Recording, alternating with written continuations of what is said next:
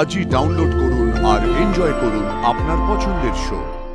কিন্তু ওই ভাবা যেতে পারে মানে একটা বিজনেস স্টার্ট করাটা তো হুট করে এরকম ভাবে হয় না, তার জন্য অনেকটা মানে পুঁজির প্রয়োজন। বাড়িতে বাবা মা, আমার একটা ছোট মেয়ে আছে। তোমার মেয়ে আছে? নমস্কার, শুভ সন্ধ্যা। মোমো থেকে মোগলাই, বিরিয়ানি যা চাই সব পাবে আজ। চটপট বসে পড়ো, ভুলে সব কাজ। প্রথমে যেটা জানতে চাই সেটা হচ্ছে যে প্রথমে তুই তো চাকরি করতিস, একদম। মনে হলো যে ওয়াফেলকে আমি কলকাতায় ইন্ট্রোডিউস করব।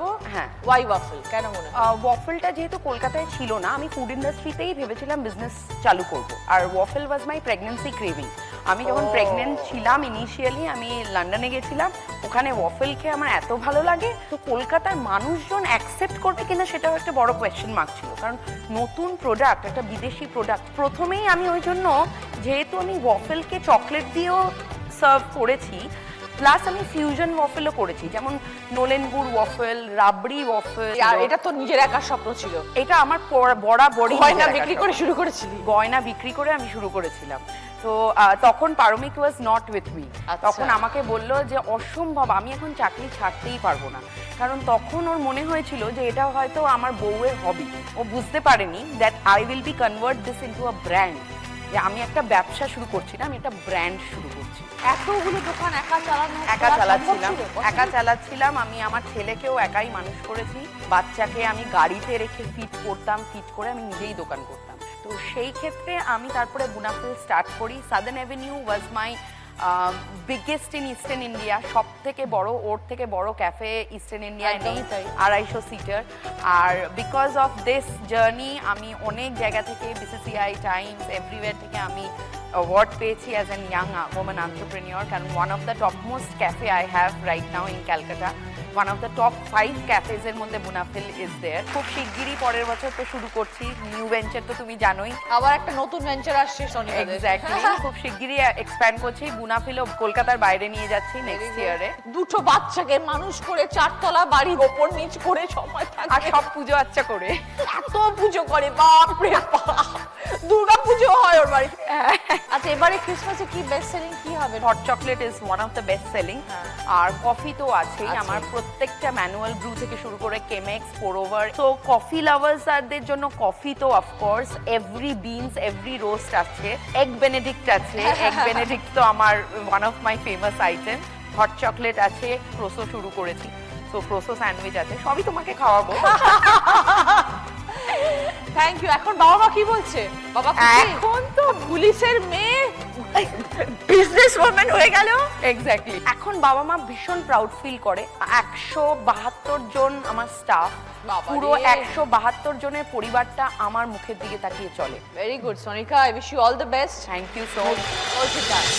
চাকরি করতে কোথায় চাকরি করতে? দিদি আমি কলকাতায় চাকরি করতাম। আর তুমি থাকো কোথায়? আমি থাকি কোনাতে, কোনা হাওড়া।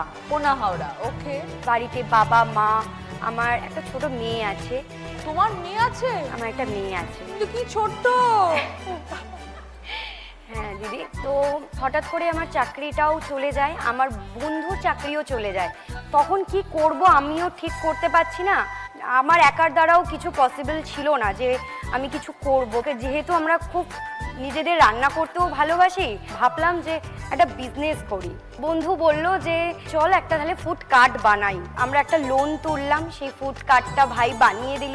জায়গা করে দেওয়ার পর ফুড কার্ট তো বসলাম, বাট ওখানে হাইওয়ের নিচে একদম, তো সেইভাবে লোকজন না আসতো না।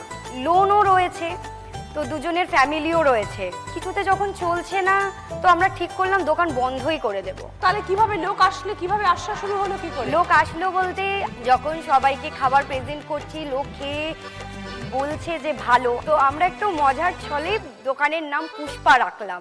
লোকজন খেয়ে যাচ্ছে না দিদি, যখন আমাদেরকে বলে যাচ্ছে যে না অন্য জায়গার থেকে তোমাদের দোকানে সত্যি খুব ভালো, এই জিনিসটা শুনে তখন আমাদেরও ভালো লাগছে। আর পরবর্তীকালে আরও ভালো করারও চেষ্টা করছি।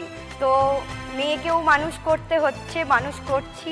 আর সব থেকে বেশি সেল কি মোমোরই হয়? মোমোটাই হচ্ছে আমাদের স্পেশাল। আমাদের দোকানে মোমো আছে, চাউমিন, পাস্তা, কাটলেট, তারপরে সব রকমের ফ্রাইড আইটেম। এই সব সকালবেলা বানিয়ে নিয়ে তারপর যাও?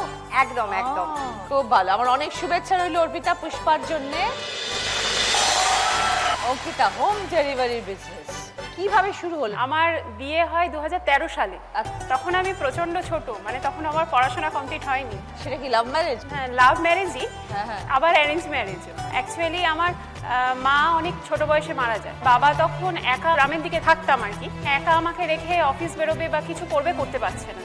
তো কি করবে, বললো বিয়ে করে নাও। তখন ভাবলাম যে সাথে সাথে কিছু করতে হবে। দুজনে মিলে ঠিক করলাম যে তখন একটু আধটু করে রান্না বাড়িতেই করতাম। করতে করতে তখন আমার হাজব্যান্ড বললো ঠিক আছে, এই রান্না দিয়ে কিছু ভাবা যেতে পারে। কিন্তু ওই ভাবা যেতে পারে মানে একটা বিজনেস স্টার্ট করাটা তো হুট করে এরকমভাবে হয় না, তার জন্য অনেকটা মানে পুঁজির প্রয়োজন, আর কাস্টমারও পাবো কোথায়, এটা হচ্ছে সবচেয়ে বড় কথা।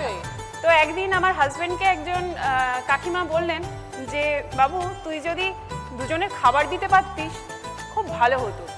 ছেলের বউ ওনারা সব বাইরে থাকে, আমাকে এসে বললো রিয়া দুজনের খাবার কর। সেটা প্রথম আমার হাজব্যান্ডের হাতে টাকাটা তুলে দিল যে না, এটা শুধু না, ঠিক আছে এটা দিয়েই তোমরা শুরু করো।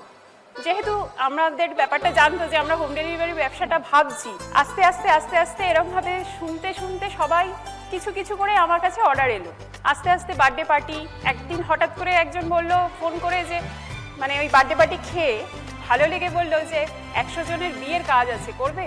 আচ্ছা, এইভাবেই হলো। এইভাবে শুরু হলো। থেকে আমাদের বারাইপুর, ওখানে যদি সত্যি বলছি এটা মানে খুব ভালো লাগছে বলতে, যে যদি প্রথম 5টা ক্যাটারার থাকে তো সাজবাতি আছে। আমার ক্যাটারিং এর নাম সাজবাতি। Very good. তো প্রথম 5টা ক্যাটারারের মধ্যে আমার নামটা আছে সাজবাতি। পায়েল, নিজে কেক বানাও? হ্যাঁ দিদি। আবার ক্লাসেসও করো? হ্যাঁ। নিজেই শিখেছো একা নাকি কোর্স করে শিখেছো? কেক খেতে খুব ভালোবাসতাম, ছোট থেকে কেকের প্রতি একটা আগ্রহ ছিল। মানে এরকম হতো, আমি বাজার যদি যেতাম মাকে বলতাম মা একটা গোটা কেক কিনে দেবে, মানে ওটা আমি সারাদিন খাবো বার করে ফ্রিজ থেকে। তো ওরকম করতে করতে কি হলো, আস্তে আস্তে সমস্ত ফ্লেভার টেস্ট করা হয়ে গেছে।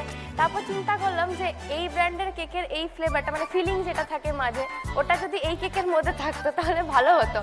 তো ব্যাপারটা ওখান থেকে চিন্তা করলাম যে এটা তো আর দোকানে ভালো করা যাবে না, তো আমাকে নিজে কিছু করতে হবে, নিজে বানাতে হবে কেকটা।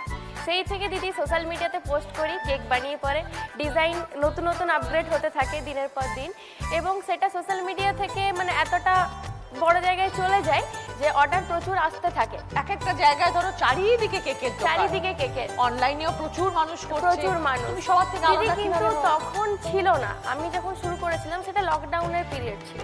আর দিদি এখন একটা নতুন বিজনেস শুরু করেছি, ওটা আবার কি? ওটা হচ্ছে রেজিন আর্ট। ওটা একটা preservation.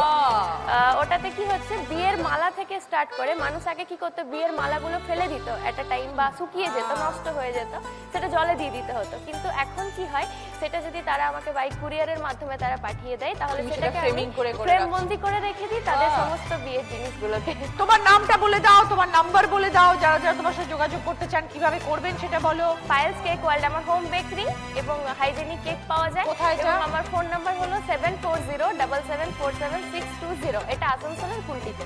Thank you Payel, all the best. Thank you.